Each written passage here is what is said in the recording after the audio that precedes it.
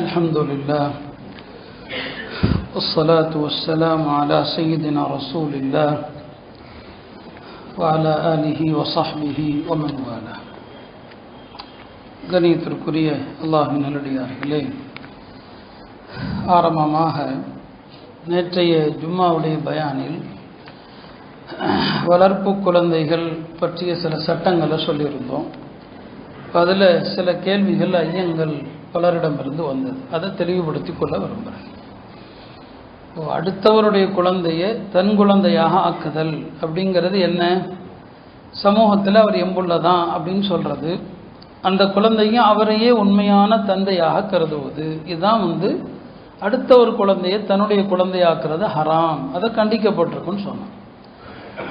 இப்போ அதே நேரத்தில் ஒரு விதவையை மனனம் செஞ்சுருக்கிறாரு, ஒருத்தர் மறுமணம் செஞ்சுருக்கிறாரு, அவங்க குழந்தையோடு வர்றாங்க.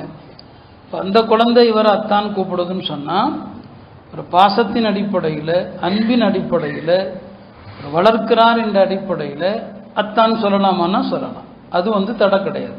ஏன்னா அப்படி கேட்டாங்க, அந்த பையன் இன்னொருத்தருக்கு பிறந்தவர் என்ன அத்தான் கூப்பிட்றாரு, அது தவறு கிடையாது. ஒரு பாசத்தில் அடுத்தவரை அத்தான் கூப்பிடலாம், பாசத்தில் ஒரு சின்ன பையனை மகனேன்னு கூப்பிடலாம். அது அந்த அர்த்தத்தில் சொல்லப்படலை. உண்மையிலுமே அடுத்த ஒரு குழந்தைய தன் குழந்தையாக்குறது தான் ஹராம் என்றுதான் அதனுடைய பொருள்.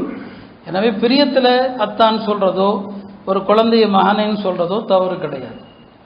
ரெண்டாவது விஷயம் என்னன்னா, நேற்று நாம் சொன்னதெல்லாம் ஒரு குழந்தைய அடுத்தவங்கள்ட்ட வளர்க்க கொடுக்கலாம், அது வேறு விஷயம். அப்படி கொடுக்கறதுனால உண்மையான தாய் தந்தையருடைய கடமைகள் நீங்காது, அந்த குழந்தை இவங்களுக்கு தான் வாரிசாகும் அப்படின்னு சொல்லியிருந்தோம். அதிலே நீங்கள் புரிஞ்சு கொள்ளலாம். இதை கேட்டதுனால சொல்கிறேன், எந்த வீட்டில் அந்த குழந்தை வளருதோ அந்த வளர்ப்பு தாய் தந்தையருக்கு அந்த குழந்தை வாரிசாகாது. பெற்றெடுத்த அந்த குழந்தைகளுக்கு தான் அது வாரிசாகமே தவிர, இந்த குழந்தையை வளர்க்க கொடுத்துருக்குறாங்கன்னா அந்த வீட்டில் வளர்றதுனால அந்த வளர்க்கிற தந்தையோ தாயோ இறந்தால் இந்த குழந்தை வாரிசாகாது. அவங்களுடைய வாரிசுகள் யார் இருக்கிறாங்களோ அவங்க தான் அந்த சொத்துக்கு வாரிசாவாங்க.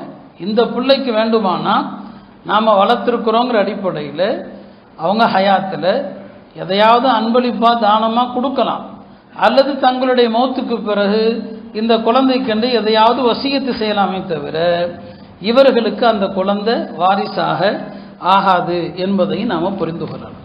மூணாவது, அனாதை குழந்தைகளை எடுத்து வளருங்க அப்படின்னு சொல்லியிருந்தோம்.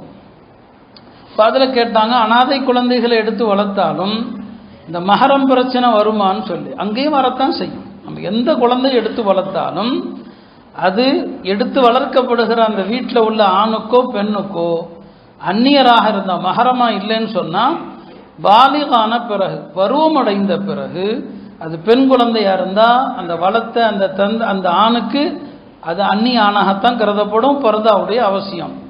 ஆண் குழந்தையாக இருந்தால் அந்த பெண்ணுக்கு அவன் அந்நிய ஆணாகத்தான் கருதப்படுவான், பர்தா அவசியம். எனவே அனாதை குழந்தைகளை எடுத்து வளர்த்தாலும் பருவமடைந்த பிறகு அந்நிய ஆண் அந்நிய பெண் அப்படிங்கிற சட்டங்கள் வளர்த்தான் செய்யும். இந்த விஷயங்களை நாங்கள் நினைவுபடுத்தி கொள்கிறேன். அடுத்து இன்று ஓதப்பட்ட வசனங்களுடைய ஒரு சில விளக்கங்களை மட்டும் சொல்லி முடிக்கிறேன். அல்லாஹ் இன்றைக்கு ஓதப்பட்ட சூரா ஃபாத்திரில் ஒரு ஆயத்தில் சொல்வான், அதாவது சொர்க்கவாசிகள் சொர்க்கத்துக்கு போன பிறகு அவங்களுக்கு தங்கத்திலான ஆன காப்புகள் அணிவிக்கப்படும், அவங்களுக்கு பட்டாடைகள் எல்லாம் அணிவிக்கப்படும் சொல்கிறான். ஜன்னாத்து அத்னியது ஹுலூனஹா, நிரந்தரமான சொர்க்கத்திற்குள் நுழைவாங்க. யுஹல்லவுன ஃபீஹா, அந்த சொர்க்கத்தில் அவர்களுக்கு அணிவிக்கப்படும் மின் அசாவிர மின் ஸஹபின், தங்க காப்புகள். இந்த உலகத்தில் ஆண்களுக்கு அல்லாஹ் தங்கத்தை ஹராமாக்கியிருக்கிறான், ஆனால் சொர்க்கத்தில் தங்க காப்புகள் அவர்களுக்கு அணிவிக்கப்படும். எனவே தான் இந்த உலகத்தில் ஒரு ஆண் தங்கம் அணிந்தால் அவனுக்கு சொர்க்க ஹராமா போயிடும். இப்போ அங்கே தங்க காப்புகள் அணிவிக்கப்படுவாங்க. லிபாசுஹும் ஃபீஹா ஹரீர், சொர்க்கத்தில் அவங்களுக்கு ஆடை என்ன? பட்டு ஆடை. உலகத்தில் ஆண்களுக்கு பட்டு ஹராம், ஆனால் சொர்க்கத்தில் அல்லாஹ் ஆண்களுக்கு அந்த பட்டு ஆடை கொடுப்பான்னு சொல்கிறான். மேலும் அந்த சொர்க்கத்திற்கு போன பிறகு அவங்க அல்லாஹ்வை எப்படி புகழ்வாங்க? வகாலுல் ஹம்துலில்லாஹில்லதி அஸ்ஹப அன்னல் ஹஸன், எல்லா துயரங்களையும் எங்களை விட்டு அகற்றிவிட்ட அல்லாஹ்வுக்கே எல்லா புகழும், எல்லா துயரமும் இல்லையா? அப்போ துயரங்கிற பேச்சுக்கே அங்கே முஸ்லிம்களுக்கு என்ன கிடையாது, இடம் இல்லை. இந்த வார்த்தையை எப்போ சொல்லுவாங்க? சொர்க்கத்தில் நுழைஞ்ச பிறகு சொல்லுவாங்களா அல்லது எப்போது அப்படின்னா சிலர் சொன்னாங்க, ஒரு நல்ல மோமின் சூர் ஊதப்பட்ட பிறகு கபர்ல இருந்து எழுந்திருக்கும் போதே இதை சொல்லிட்டு தான் எழுந்திருப்பாராம். நல்ல மோமின்களாக இருந்தாங்கன்னா கபர்ல இருந்து எழும்போதே அல்ஹம்துலில்லாஹில்லதி அஸ்ஹப அன்னல் ஹஸன், துயரத்தை நீக்கி அல்லாஹ்வுக்கே எல்லா புகழும் என்று சொல்லிக்கிட்டே தான் எஞ்சிப்பாங்களாம். இதில் இன்னொன்றையும் நாம் தெரியணும், சொர்க்கத்துக்கு போகிற அந்த மக்கள் துயரத்தை நீக்கி அல்லான்னு சொல்கிறான்னு சொன்னால் அப்போ கவலைகள் இருக்குது, அது பெரிய முசீபத்து. அது கவலை இல்லாத வாழ்க்கை வேணுமா இல்லையா? அதனால தான் நபி ஸல்லல்லாஹு அலைஹி வஸல்லம் கவலையை விட்டும் பாதுகாப்பு தேடுவாங்க. நான் அல்லாஹும்ம இன்னி அஊது பிக மினல் ஹம்மி வல் ஹஸன். இப்போ கவலை இருக்கக்கூடாது, அதிலிருந்து பாதுகாப்பு தேடப்படுது. இதெல்லாம் சொல்லிட்டு அடுத்து நரகத்துக்கு போகிற கூட்டத்தையும் அல்லாஹ் சொல்கிறான். அந்த நரகத்துக்கு போனால் அங்கே மரணம் கிடையாது, மௌத்தாகவும் மாட்டாங்க, வேதனை குறைக்கவும் படாது. நரகத்தில் அவங்க கத்துவாங்க, யஸ்தரிஹூன ஃபீஹா, கதறுவார்கள், ரப்பனா அஹ்ரிஜ்னா, எல்லாம் இங்கிருந்து கொஞ்சம் எங்களை வெளியே அனுப்பிடு, நாங்கள் நல்ல அமல் செஞ்சுட்டு திரும்பி வர்றோம் அப்படின்னு சொல்லுவாங்க. அப்போ அல்லாஹ் அவங்கள பார்த்து ஒரு வார்த்தையை சொல்கிறான். இந்த வார்த்தை தான் நம்முடைய வாழ்நாள் முழுக்க நம்ம கவனத்தில் இருக்கணும். அல்லாஹ் கேட்குறான், அவலம் நுஅம்மிருக்கும் மா யததக்கரு ஃபீஹி மன் ததக்கர், இந்த உலகத்தில் படிப்பினை பெறுகிற அளவுக்கு உனக்கு நான் ஆயில கொடுக்கலையாப்பா? வாழும் காலத்தில் படிப்பினை பெறுகிற அளவுக்கு நான் உனக்கு ஆயில தரலையான்னு அல்லாஹ் கேட்குறான். இந்த வசனத்திற்கு படிப்பினை பெறுகிற வயதுனா என்ன?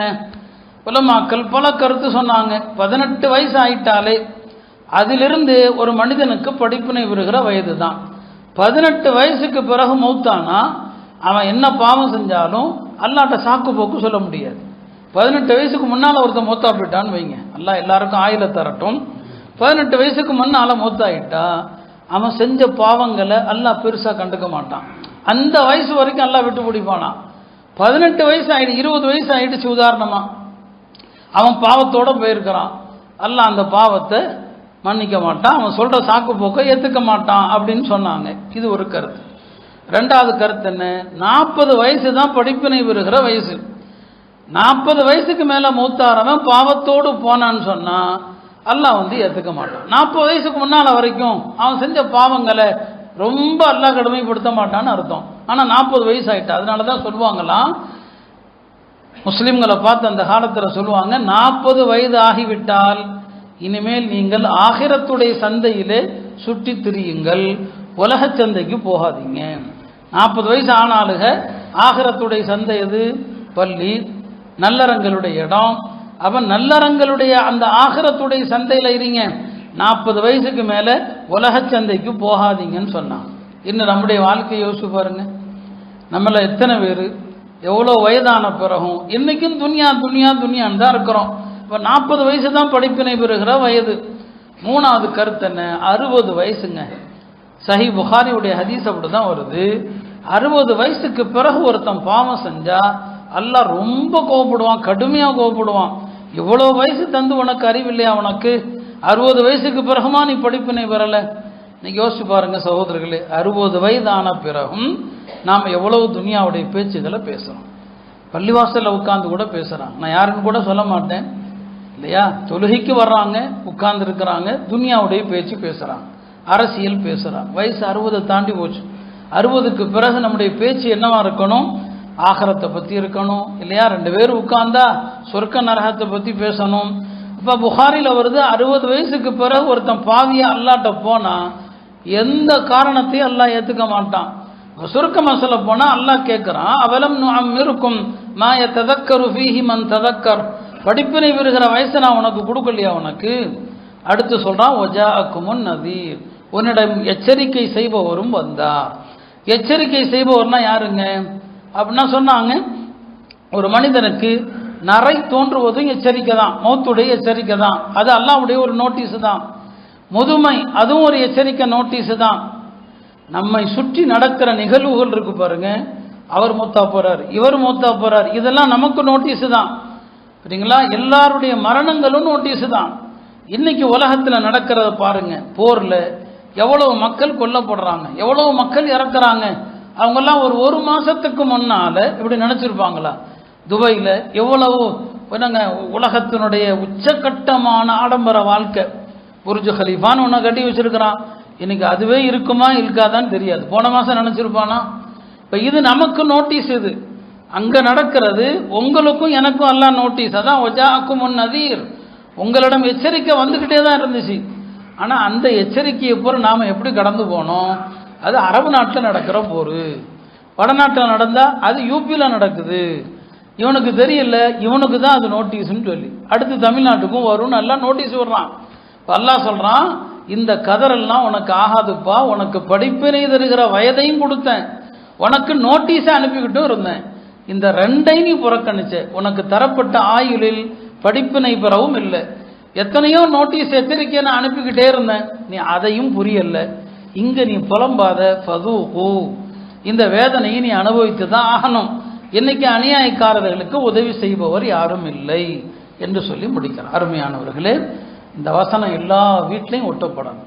எல்லா வீட்லையும் வீட்டுக்குள்ள நுழையும் போதெல்லாம் பார்க்கணும், நீ படிப்பினை பெறுகிற ஒரு வயசை தந்திருக்கிறோம் அப்படிங்கிறான். அப்போ நம்ம போகிறப்போ வர்றப்போ எல்லாம் என் வயசு என்ன இன்னைக்கு ஒவ்வொருத்தரும் கேட்டுக்குங்க, இன்னைக்கு எனக்கு வயசு எத்தனை? அப்போ நம்ம வயசு இவ்வளோ ஆச்சு, நாம படிப்பினை பெற்றோமா? நம்ம பக்கத்து வீட்டில் இருந்தார் போன வருஷம் ரமதான்ல, இந்த வருஷம் இல்லை.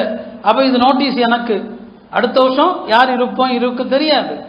அப்போ இதெல்லாம் நடந்துக்கிட்டே இருக்குது. இந்த ஆயத்தை யோசித்தாலே மனிதன் திருந்தி தௌபா செய்வான். அல்லாஹ் தௌஃபீக் செய்வானாக. மூணாவது விஷயம்தான் சூரா யாசீன் அங்க ஓதப்பட்டது. சூரா யாசீன் அப்படிங்கிறது நபி ஸல்லல்லாஹு அலைஹி சொன்னாங்க, அது குர்ஆனுடைய இதயம்னு சொன்னான். குர்ஆனுடைய இதயம் என்று சொன்னான். ஒரு மனிதனுடைய உடல் சீரா இருக்கணும்னா இதயம் சரியா இருக்கணும். இதயம் சரியா இருந்தால் தான் உடம்பு சீரா இருக்கும். இதயம் கெட்டு போச்சுன்னா உடம்பு எல்லா பிரச்சனைகளும் வரும். அதே போல தான் ஒரு மனிதனுடைய மார்க்கம் சரியா இருக்கணும்னா அவனுடைய கொள்கை சரியா இருக்கணும். இந்த சூரா யாசீன் இஸ்லாமிய அடிப்படை கொள்கைகளை அழகா தெளிவா சொல்லுது. மறுமைக்கு பிறகுள்ள விஷயங்கள் அதையெல்லாம் தெளிவா சொல்றதுனால ஒரு மனிதனுடைய கொள்கை சரியானா இஸ்லாம் சரியா இருக்கும். அதனால இந்த சூறாவை கல்புன்னு சொன்னாங்க. அது குர்ஆனுடைய இதயம்னு சொன்னாங்க. யாசீன்னா என்ன அர்த்தம்? பல கருத்துக்கள் இருக்குது. ஒன்று, இதெல்லாம் தனித்தனி எழுத்துக்கள், அலிஃப் லாம் மீம் ஹா மீம் தாசீன், அது மாதிரி தனித்தனி எழுத்துக்கள். இந்த தனித்தனி எழுத்துக்களுடைய ரகசியம் என்ன? அல்லாஹ்வுக்கு தான் தெரியும். இது ஒரு கருத்து. சில பேர் சொன்னாங்க யாசீன்ங்கிறது நபி ஸல்லல்லாஹு அலைஹி வஸல்லம் பெயரு அப்படின்னு சொன்னாங்க. சிலர் சொன்னாங்க யாசீன் என்று சொன்னால் ஓ மனிதனேன்னு அர்த்தமா. யாசீனுக்கு அர்த்தம் யா ஐயுஹல் இன்சான், மனிதனே அப்படின்னு அர்த்தம் என்று பல கருத்து இருக்கு. அதனால தான் இந்த மாதிரி பேர்கள் வைக்கலாமா யாசீன் அப்படிலாம். குர்ஆனுடைய இந்த சூறாக்களுடைய துவக்கத்தில் தனித்தனி எழுத்துக்களாக வருது பாருங்க, தாசீன் யாசீன் வைக்கலாமா? இன்னும் உலமாக்கல்ல ஒரு சாரார் வைக்கக்கூடாது, மக்ரூ அப்படிங்கிறாங்க. ஏன்னா அதனுடைய அர்த்தம் என்னன்னு தெரியல, அது என்ன கருத்தை பொதிந்திருக்குன்னு நமக்கு தெரியல. அது அல்லாஹ்வுடைய திருநாமமா கூட இருக்கலாம். அதனால வைக்காமல் இருப்பது நல்லது. வைக்காமல் இருக்கிறது ஹராம் அல்ல, ஆனால் தவிர்ப்பது நல்லது என்பது தான் பெரும்பாலான அறிஞர்களுடைய கருத்தாக இருக்குது. இந்த யாசீன் சூறாவுக்கு நிறைய பெயர்கள் இருக்குது. பெயர்கள் என்னங்க பல உண்டு. ஒரு ஹதீஸ்ல வருது, இந்த சூறாவுக்கு மொயிம்மான்னு சொன்னா பொதுவானதுங்கிற அர்த்தமும் இருக்குதான். பொதுவானதுன்னா என்ன? இந்த சூறாவை ஓதுறவனுக்கு இம்மை மறுமை இரண்டு உலகத்தினுடைய ஹைறுகளும் பரக்கத்துகளும் கிடைக்கும் அப்படின்னு ஒரு அர்த்தம் இருக்குது. இந்த சூறாவிற்கு முதாஃபா, துன்பங்களை தடுக்கிற சூறா, எல்லா விதமான துன்பங்களையும் தடுக்கிற சூறா என்ற ஒரு பேரும் இந்த சூறாவுக்கு என்னங்க இருக்குது. அதனால தான் ரசூல் ஸல்லல்லாஹு அலைஹி சொன்னாங்க, இக்ரஉ யாசீன அலா மௌதாக்கும், உங்களில் மரணத்திற்கு நெருக்கத்தில் யார் இருக்கிறாங்களோ அவங்க பக்கத்தில் யாசீன் ஓதுங்க. இப்போ யார் சக்கராத்தில் இருக்கிறாங்களோ அவங்க பக்கத்தில் யாசீன் ஓதப்பட்டா அவங்களுடைய ரூஹு லேசாக பிரிஞ்சிடும். அதனால அவங்க பக்கத்தில் யார் இருக்கிறாங்களோ அவர்களுக்கு நீங்கள் என்ன செய்யுங்க, யாசீன் ஓதுங்கன்னு சொல்லி. இந்த சூறாவுடைய ஆரம்பத்தில் அல்லாஹ் ஒரு நகரத்திற்கு ஒரு 3 தூதர்களை அனுப்பிய ஒரு வரலாறை சொல்கிறான். வதரிபு லஹும் மஸலன் அஸ்ஹாபல் கரியா என்று ஆரம்பித்து யா ஹஸ்ரத்தன் அலல் இபாத் மா யஅதீஹிம் மிர் ரசூலின் இல்லா கானூ பிஹி யஸ்தஹ்சிஊன். அது வரைக்கும் ஒரு சுருக்கமான ஒரு வரலாறை அல்லாஹ் சொல்கிறான். அது எந்த ஒரு அது தேவையில்லைன்னு உலமாக்கள் சொல்லுவாங்க. ஒரு ஊருக்கு அல்லாஹ் ஒரு 3 தூதர்களை அனுப்புகிறான். அந்த தூதர்கள் அந்த மக்களிடத்துல அல்லாஹ் ஒருத்தனை தான் வணங்கணும், அல்லாஹ்வுக்கு இணை வைக்கக்கூடாது என்றெல்லாம் சொல்றாங்க. அந்த ஊர் மக்கள் பொய்யாக்குறாங்க. அவங்கள எங்களை போன்ற மனிதர்கள் தான், அல்லாஹ் யாருக்கும் இப்படிலாம் உங்களுக்கெல்லாம் அனுப்பல, நீங்க பொய்யர்கள்னு சொல்றாங்க. உங்களை நீங்க வந்த பிறகுதான் எங்களுக்கு துன்பம்னு வேற சொல்றான். தத்தையரனா பிக்கும். எல்லா காலத்திலையும் சத்தியத்தை சொன்ன நபிமார்களை பார்த்து அந்த காலத்தினுடைய கூட்டம் என்ன சொன்னா, உங்களால தான் எங்களுக்கு துன்பம், நீங்க பீடைன்னு சொன்னான். இப்போ இதெல்லாம் என்னங்க, அந்த மக்கள் பொய்யாக்குறாங்க. அந்த கூட்டத்தில் ஒரு நல்ல மனிதர், சில ஹதீஸுகளில் வருது, அவருடைய பேர் ஹபீபுன் நஜ்ஜார் அப்படின்னு வருது. சில தஃப்சீர்களில் எழுதுறாங்க, முன்வாழ்ந்த சமுதாயத்தில் பெருமானார் ஸல்லல்லாஹு அலைஹி வஸல்லம் அவர்களுடைய நபித்துவத்தை ஏற்றுக்கொண்டவர்கள் 3 பேர். பெருமானார் வர்றதுக்கு முன்னாலேயே நபி ஸல்லல்லாஹு அலைஹி வஸல்லம் ஒரு நபி வருவாங்க அப்படின்னு ஏற்றுக்கொண்டவர்கள் 3 பேர். அதுல இவர் ஒருத்தர். இந்த சூறால அல்லாஹ் சொல்றான் பாருங்க, வஜாஅ மின் அக்ஸல் மதீனத்தி ரஜுலுன், கடைக்கோடியிலிருந்து ஒரு மனிதர் வந்தார். அவர் அந்த தூதர்களை மட்டும் நம்பல, நபி ஸல்லல்லாஹு அலைஹி வஸல்லம் அவங்களை கொண்டு ஈமான் கொண்டிருக்கிறார். 2வது நபர் யாரு, துப்பாங்கிற யமன் நாட்டு மன்னர். அவர் நபி ஸல்லல்லாஹு அலைஹி வஸல்லம் அவங்க மதீனாவுக்கு வருவாங்க அப்படின்னு வேதங்களிலிருந்து படித்து நபி ஸல்லல்லாஹு அலைஹி வஸல்லம் வர்றதுக்கு முன்னாலேயே அவங்களுக்கு மதீனால வீட்டை எல்லாம் அவர் வக்ஃப் பண்ணிட்டு போயிட்டாரு. அந்த வீட்டில் தான் நபி ஸல்லல்லாஹு அலைஹி வஸல்லம் தங்கினாங்க. அப்போ அவர் முன்னாலே ஈமான் கொண்டுட்டார். 3வது ஹஜ்ரத் ஹதீஜா ரலியல்லாஹுடைய சகோதரர் மகனா இருந்த வரக்கத் இப்னு நௌஃபல், அவரும் பெருமானாரை ஈமான் கொண்டவர்கள், முன்னாலே நம்பிட்டார், நபித்துவத்துக்கு முன்னால நம்பியவர்களில் ஒருவர் என்று சொல்றாங்க. அப்ப இந்த ஹபீபுன் நஜ்ஜாருங்கிறவர் அந்த ஊர் மக்கள்கிட்ட ஏப்பா இவங்களை நீங்க பொய்யாக்குறீங்க, அவங்க என்ன சொல்றாங்க, இத்தபிஉல் முர்சலீன், ஏதோ அனுப்பப்பட்ட இந்த தூதர்களை பின்பற்றுங்கள், இத்தபிஉ மல்லா யஸ்அலுக்கும் அஜ்ரா, அவங்க உங்கள்கிட்ட எந்த கூலியும் கேட்கல, அவங்க நேர்வழியில் இருக்கிறாங்க அப்படின்னு சொல்லி அந்த மக்கள்கிட்ட சொல்றாரு. அப்போ அந்த தூதர், அந்த மனிதரை, அந்த ஹபீபுன் நஜ்ஜாருங்கிறவர் அப்போதாங்க ஈமான் கொள்றாரு. சில பேருக்கு அல்லாஹ் ஷிர்கிலிருந்து தௌபா செஞ்சு, குஃப்ரிலிருந்து தௌபா செஞ்சு ஈமான் கொண்ட அடுத்த நொடியே அவங்களுக்கு அல்லாஹ் ஷஹாதத்தை கொடுத்துருவான். நான் ஒரு ஹதீஸை கூட சில தினங்களுக்கு முன்னால சொல்லியிருந்தேன். இவரும் அந்த மாதிரி ஆளுதான், அவரும் சிலை வணக்கக்காரர் தான். அல்லாஹ் அவருக்கு தௌபாவுடைய பாக்கியத்தை கொடுத்தா அந்த மக்கள்கிட்ட போய் இந்த தூதர்களை நம்புங்கன்னு சொல்றாரு. அவர்களோ அவரை என்ன செஞ்சிடறாங்க, கொலை செஞ்சிடறாங்க. அப்போ அவர் கொலை செய்யப்பட்ட மரணத்தினுடைய அந்த கடைசி நொடியில் அவருக்கு அல்லாஹ் சொர்க்கத்தை காட்டுறான். கீல துஹுலில் ஜன்னா, சொர்க்கத்துக்கு போங்கிறான் அல்லாஹ். கீல துஹுலில் ஜன்னத, இதோ இந்த சொர்க்கம் உங்களுக்கு தான் சொல்லி அந்த சொர்க்கத்தை பார்த்துட்டு அவர் சொல்றாரு, யாலை தகௌமி யாலமூன், என் கூட்டம் அறிய வேண்டுமே, பிமா கஃபர் அலி ரப்பி, என் ரப்பு என்னை மன்னித்ததையும், வஜஅலனி மினல் முக்ரமீன், என்ன அல்லாஹ் கண்ணியப்படுத்தி அனுப்பி இருக்கிறானே என்று அறிய வேண்டுமே என்று கை செய்தப்படுறார். அப்போ ஈமான் கொண்டு மக்களை அல்லாவின் பக்கம் அழைத்ததற்காக கொல்லப்பட்டு உடனே சொர்க்கத்துக்கும் போயிடுறார். இவரை தான் சாஹிபு யாசீன், யாசீன் சூராவுக்கு சொந்தக்காரர் என்று இவரை சொல்லப்படும். நபி ஸல்லல்லாஹு அலைஹி வஸல்லம் சொன்னாங்க, என்னுடைய உம்மத்திலையும் அப்படி ஒரு ஷஹீத் இருக்கிறாரு, அவர் சாஹிப யாசீன் சொல்லி. அது யாருங்க, அவர் தான் உர்வத் இப்னு மஸ்ஊத் அஸ்-ஸகஃபி. அவர் பக்க காஃபிரா இருந்தவர், கடுமையான காஃபிராக இருந்தவர். ஹுதைபியா ஒப்பந்தத்தின் போதெல்லாம் எதிரிகளுடைய அணியில் இருக்கிறார். அவரும் நபி ஸல்லல்லாஹு அலைஹி வஸல்லம் அவங்கள்ட்ட சமாதான பேச்சுக்கு வருவார்.